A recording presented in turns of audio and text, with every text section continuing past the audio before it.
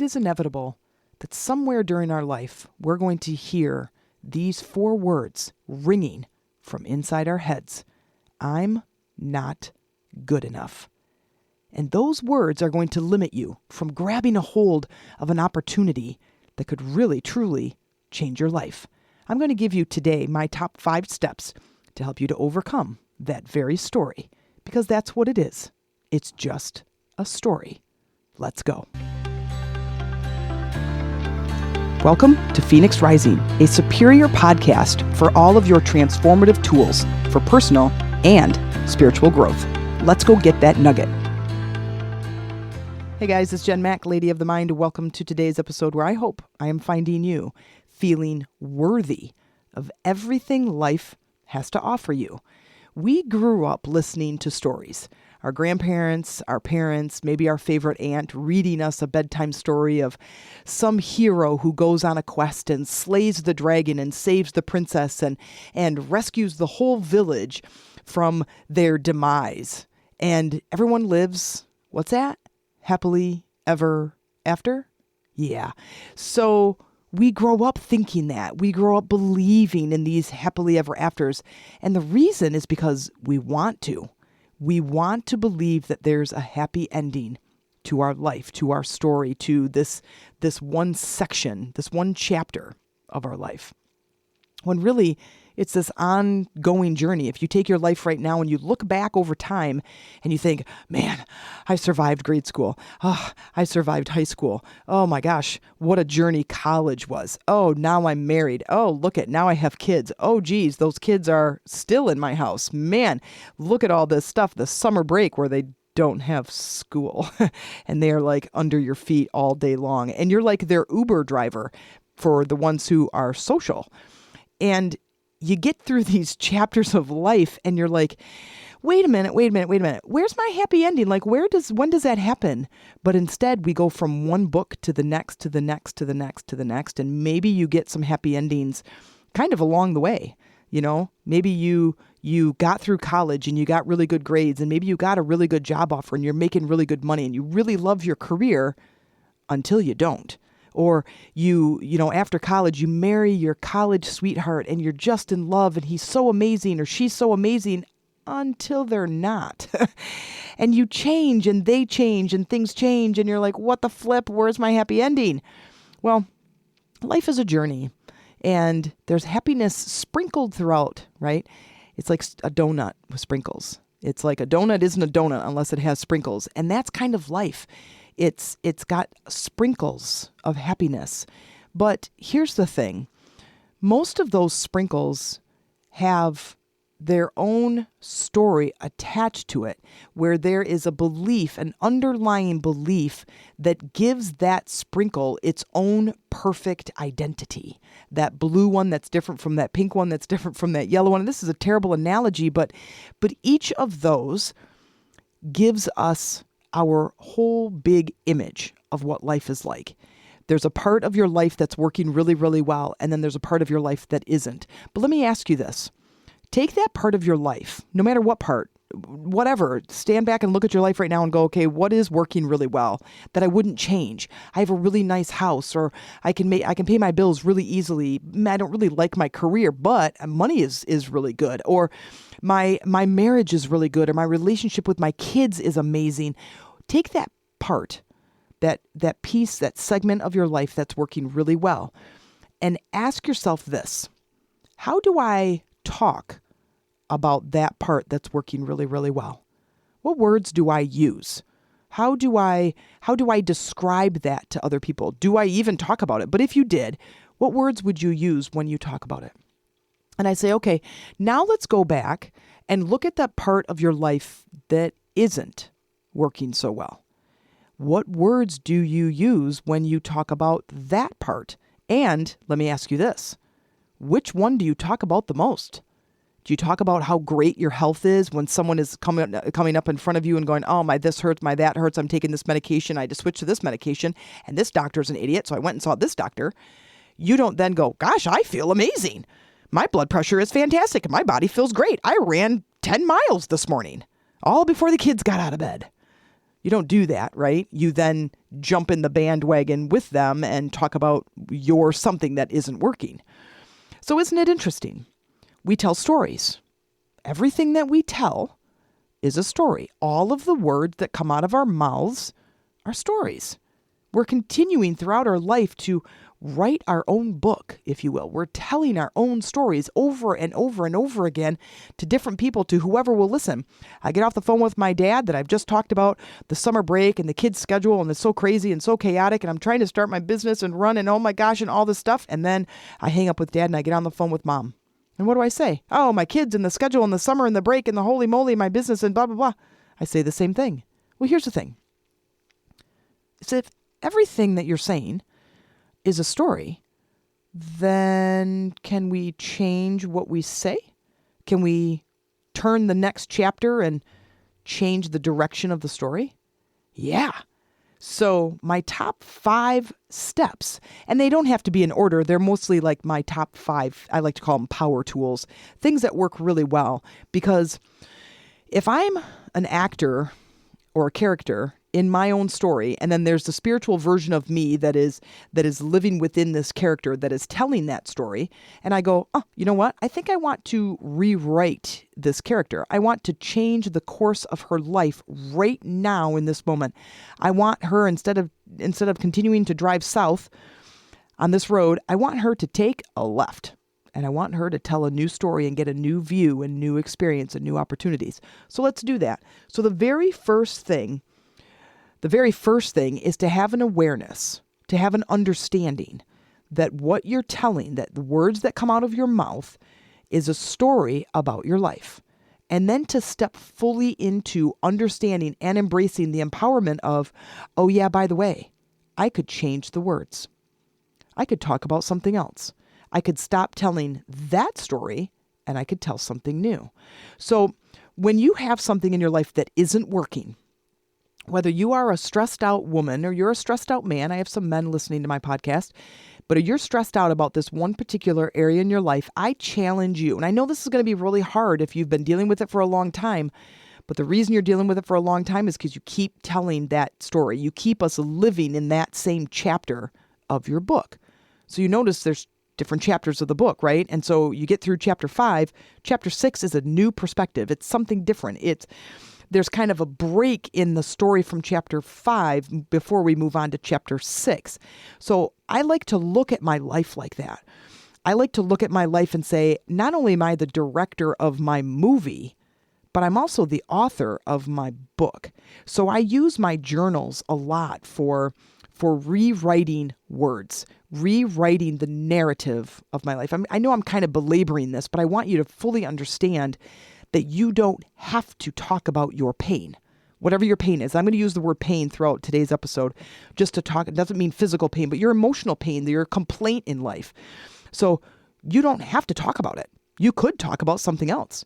You could change the subject. You are the director and you are the author. So the very first thing is to understand that you're telling a story.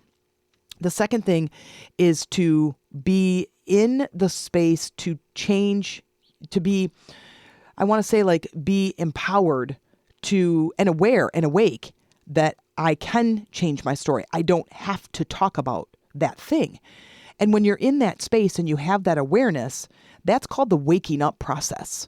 So those of you that are, quote, seeking enlightenment, that is about stepping into the light where your human experience and your spiritual experience come together, where there's this agreement, where years ago when you're blindly walking through life, and that's anybody who's not listening to my podcast, because right now, if you're listening to my podcast, you're wanting this wake-up period. And this wake-up period is when your spirit and your human experience come together to team up to help your human experience become the best it can be. And I feel like that is this collaboration of this energy of your spirit and your physicalness of your human experience, your physical experience. And when we can team up, because years and years ago, this is what I was going to say, years and years ago, when you're just kind of sleepwalking through life and you think everything is outside of you and this crappy job or this crappy relationship or I don't get any money or now I have this physical ailment or I'm dealing with whatever stress I'm dealing with, that there isn't a spiritual version of you. that you just think this is it. This is this human experience. And here I am. And here's all these struggles and here's all this stuff. And holy crap, how am I going to get through this? Well, the spiritual version of you is sitting quietly going, I'm waiting. I'm right here. All you have to do is look at me. All you have to do is pay attention to me. But I can't do anything more than what I'm doing because you have free will. You can do anything you want. You can eat anything you want. You can date anybody you want. You can quit the job, keep the job. You can spank your kid. You can yell. You can scream. You can divorce. You can do whatever. You can do whatever. But what I'm going to ask you to do is to start feeling like, to start stepping into the realization that your spirit, that the version of you that can see your thoughts, knows what you're thinking, is there to be your teammate. That's your running mate. You're on the motorcycle and they're in the sidecar, right? That's your passenger in your car. And they're a silent passenger, but they're super powerful. And all we need to do is begin to unlock this collaboration, this friendship, this power. We have to unlock it, but it's working together. So the spirit sits in the back seat of your car and you're just like, I'm just going to drive anywhere. And they're going, oh gosh, they're going to sit in the back with their eyes closed because you're driving off that cliff again. So when we can start to realize that we're telling a story, and that story is our narrative of our life. And the more we tell that narrative, the more we experience that story. And the more we tell that story, kind of the worse it gets. You know, when you start talking about a headache that you get in the morning, do you notice that you keep that headache for the entire day? But yet when you get a paper cut, you don't really talk about it. You clean it, you throw a Band-Aid on it, and you move about your day. And literally by the end of the day, you can take the Band-Aid off and you hardly see the cut. Okay? That's your life. If I can just stop talking about that story. So first, this is kind of part A to my top 5. But it's first is to realize that it's a story. And you have the choice, you have the power to stop telling the story. The next, here's step 1. And I love this. And I have very like neon colored 3x5 cards all over my house. You come into my house, you'd be like, oh my God, like what in the world? And they're all over because they're reminders. Because I tell a pretty good story. And I tell some pretty wild and crazy stories as a businesswoman, as an entrepreneur, as a mother of 3 boys, as a partner, as a holy moly. I tell some really holy crap stories. And I have to go wherever in that room, I have to look at that 3x5 card that says, stop feeding the story. Stop feeding the story. Stop it. You have to stop telling that story. Stop telling the story of your pain. Okay. And I know a couple of podcasts ago, actually, I used the acronym STOP, and it's stop telling our pain, which is interesting that it came back around, but stop telling your pain. So that's the very first thing. It's challenge that is go, you know what? That's a story. Because now listen carefully. The words come after the pain. So the pain showed up first. However, the pain showed up because of a belief you hold. And then you have this pain and you tell the story, and then guess what? The pain stays because you're looking at it. The pain is there because you're talking about it. You're giving it energy. You're feeding it. You're feeding that story. You have a fire in your backyard. It's in a fire pit. You keep putting wood on it. It's going to stay lit.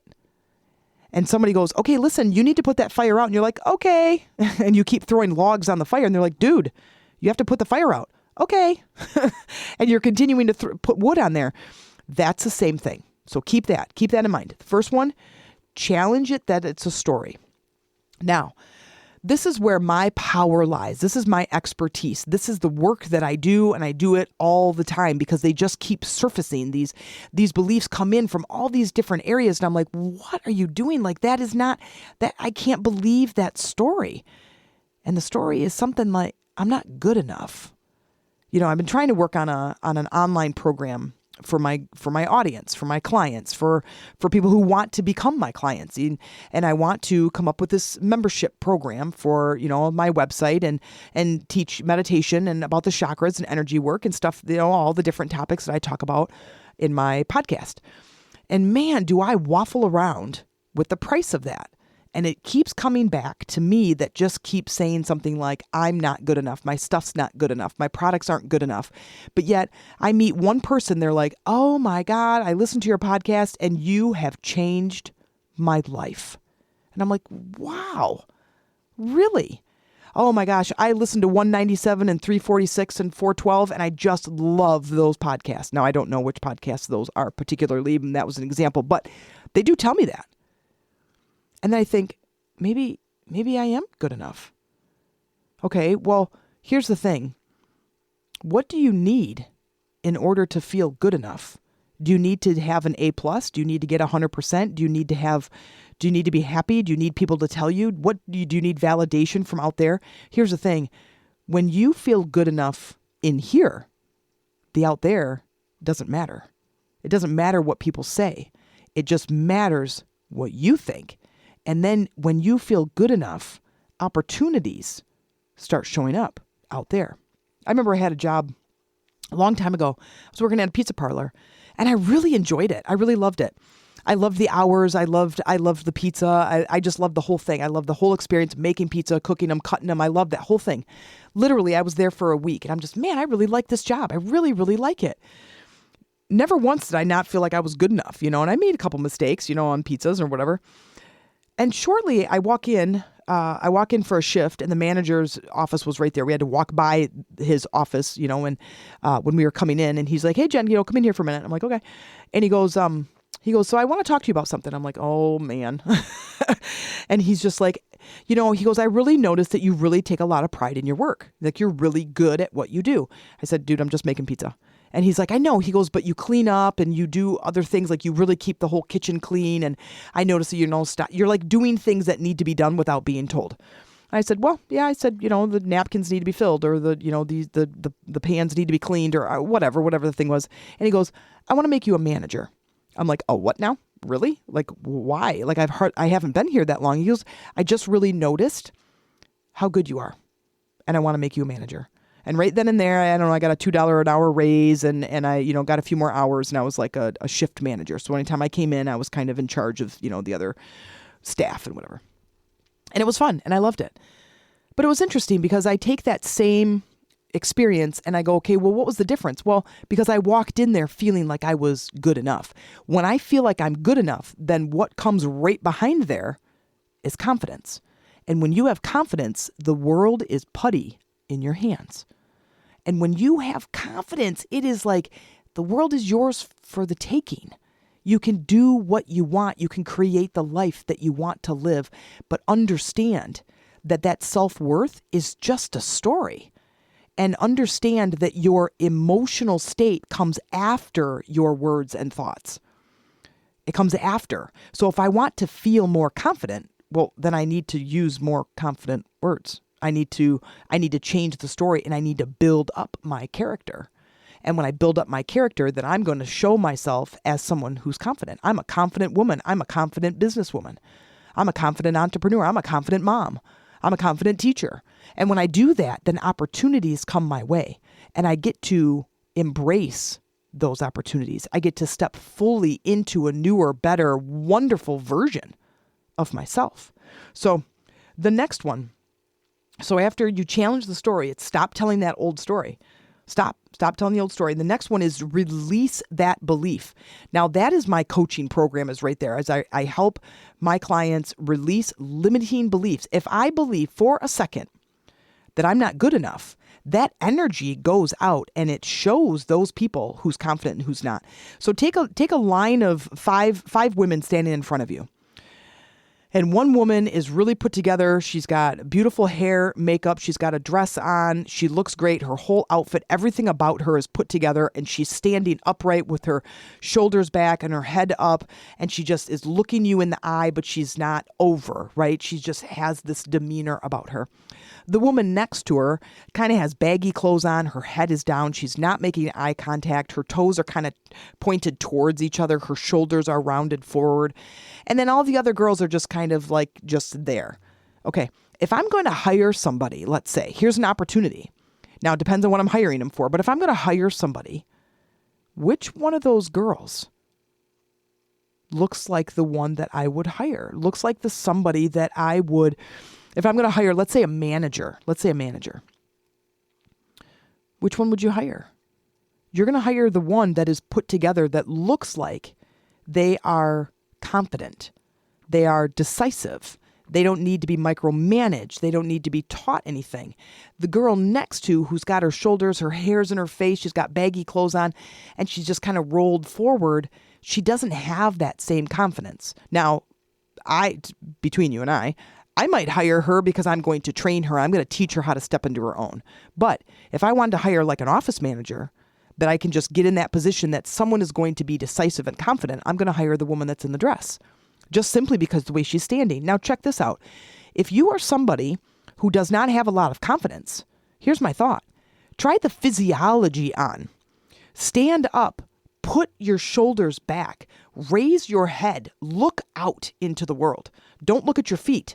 Stand up and push your chest out. Bring your chin up. And feel confident and say, I am confident, or I am stepping into, or I am owning my confidence. And try that for 2 minutes straight, and using words like that. I am owning my confidence. I am stepping into confident. I want to be a more confident woman. Use the words confidence, and then physically put your body in that position. And then after 2 minutes, challenge yourself. How do you feel? Because I can guarantee you're going to feel more confident. These limiting beliefs that we tell ourselves, you have to get to the bottom of them and go, you know what? I release that. If you have pain in your body, emotional or physical pain in your body, I release that. I let that go. And that is such a great way to dislodge a limiting belief that is not working for you. And then right from there, right behind it, when you dislodge it, let it go. Bring in something new. Bring in a new belief. If I didn't believe that, what would I believe? If I didn't believe that I was meek and mild and shy, what do I want to believe? You are the author of your book.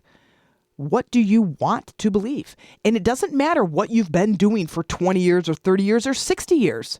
It doesn't matter. You are writing the next chapter of your book. So if you're going to write the next chapter of your book, you title the chapter Jen Mack, a confident entrepreneur, right? Do you want to step fully into, because as soon as you change your mind, you change your outcome. Change your mind.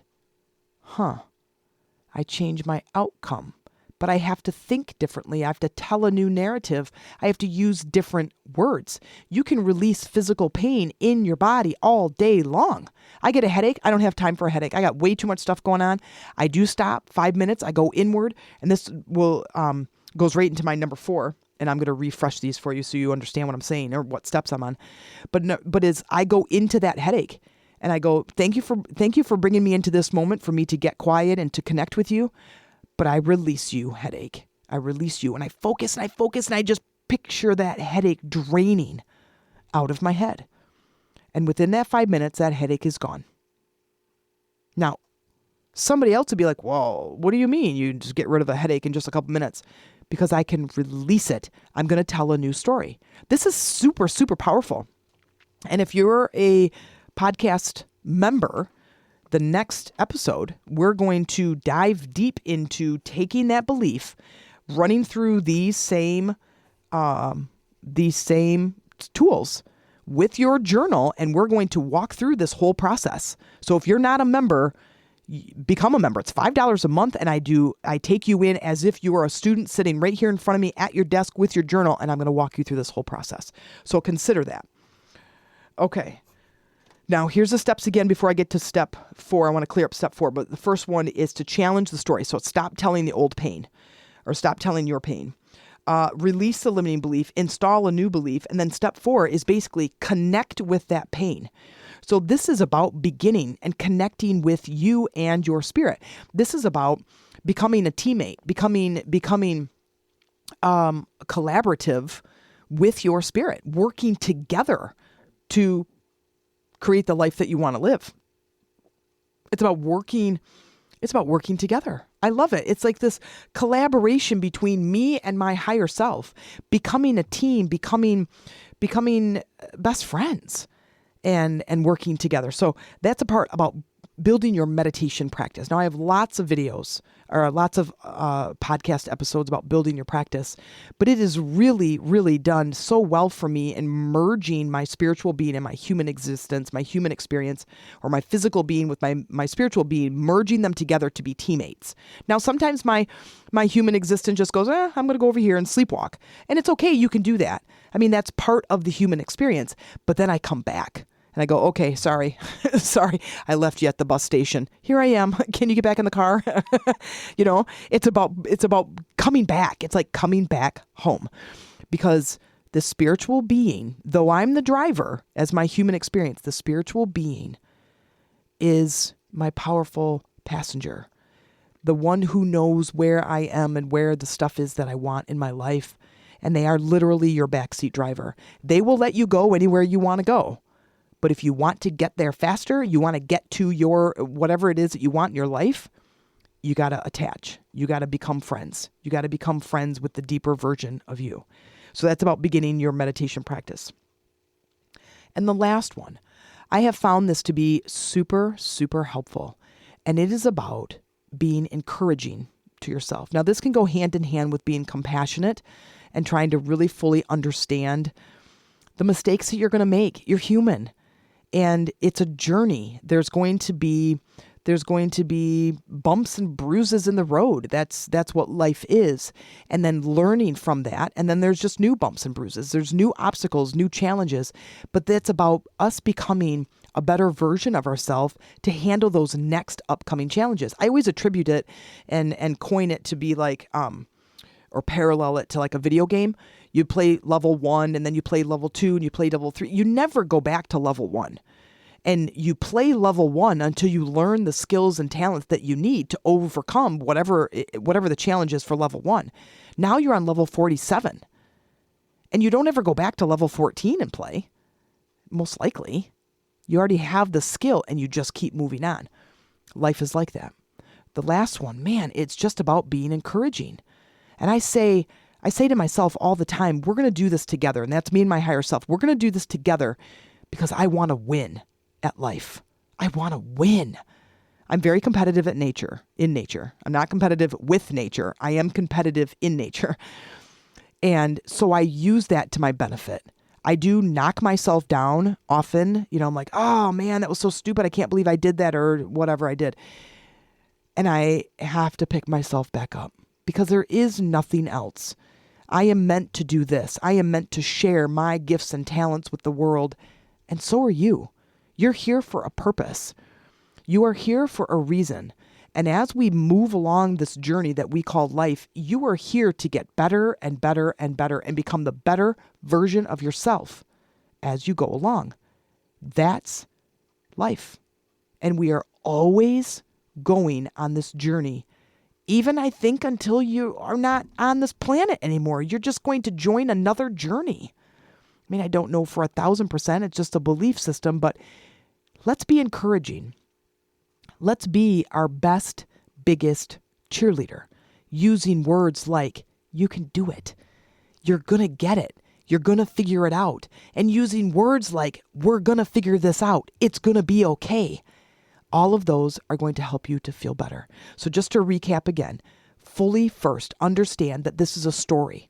You are the director of the play or the movie, and you are the author of your book. This is your narrative. So the first thing is to understand that you're telling a story.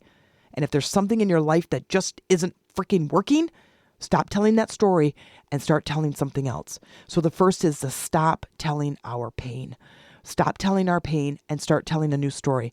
Release that belief. Release the belief that you're not worthy. Release the belief that you're not good enough. And be like, nope, no. I'm going to release that. I release that. And then you install the new belief. If I didn't believe that, what would I believe? You know what? I want to believe that I'm a confident woman. Perfect. Let's do that. Then you install that new belief. The next is to connect with a new meditation practice.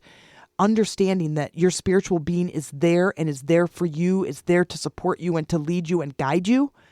You just have to connect. You have to open that line of communication. And the last one is being encouraging. Encourage yourself. Encourage yourself to be the very best version that you can be. and living in that space that is like, you are your biggest cheerleader. Like what an amazing life you can live if you just begin telling a new story. Thank you for listening. If you liked that episode, please subscribe, like, or write a review. Let me know how that landed with you. If you'd like to support this podcast, please check out in the show notes where you can buy me a chai tea, or you can join my newest podcast membership for exclusive episodes, guided meditations, and transformative exercises that you won't find anywhere else. Bring your journal, open your heart, and let's get ready for some serious transformation.